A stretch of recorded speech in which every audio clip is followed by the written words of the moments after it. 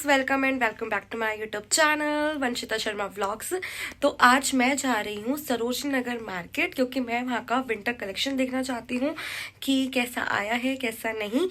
तो मैं आपको अपने साथ लेकर चलती हूँ, तो आप वीडियो के एंड तक ज़रूर बने रहना, बिना स्किप करे इस वीडियो को पूरा देखना। और मैं आपको एंड में बताऊंगी कि आपको वहाँ जाना चाहिए इस टाइम पे या नहीं, स्टॉक है या नहीं। और मैंने ये हेडफोन्स लगा लिए हैं, मतलब ठंड से बचने के लिए जो भी पॉसिबिलिटीज़ है वो मैंने सारी यूज़ कर ली। अगर आप भी बाहर जाते हो तो आप ठंड से बचने के लिए सारी पॉसिबिलिटीज़ जो भी हो यूज़ करने की सब करना। फैशन होता रहेगा, लेकिन यार हेल्थ का ध्यान भी रखना बहुत ज़रूरी है। ठीक है, तो चलो चलते हैं सरोजनी नगर मार्केट और देखते हैं क्या हाल है वहाँ का।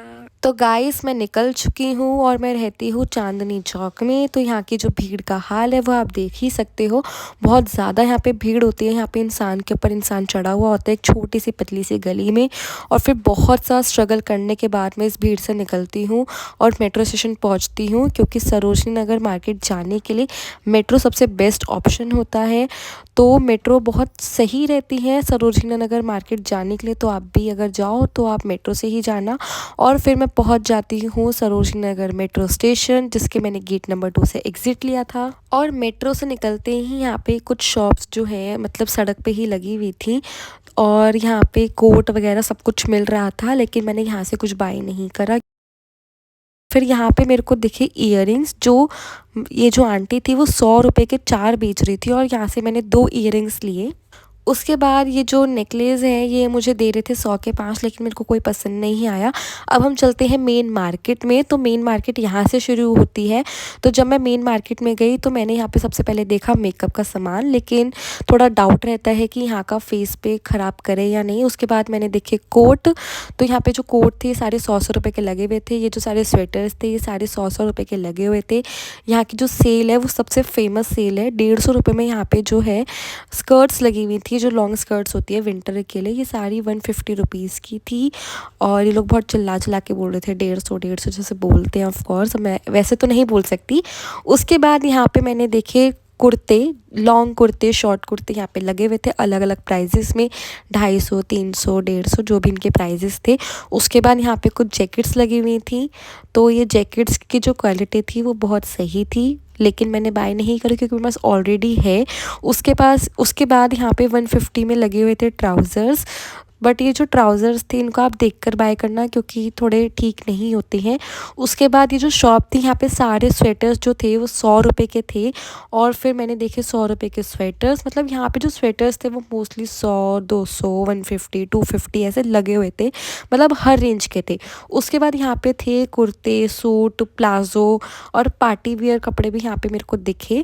तो अगर आपको पार्टी वियर लेने हैं तो आप सरोजनी नगर जा सकते हो। फिर मैंने देखे कुर्ता प्लाज़ा का सेट 280 का, जो ये सेट बहुत सुंदर लग रहा था, बहुत अच्छा लग रहा था।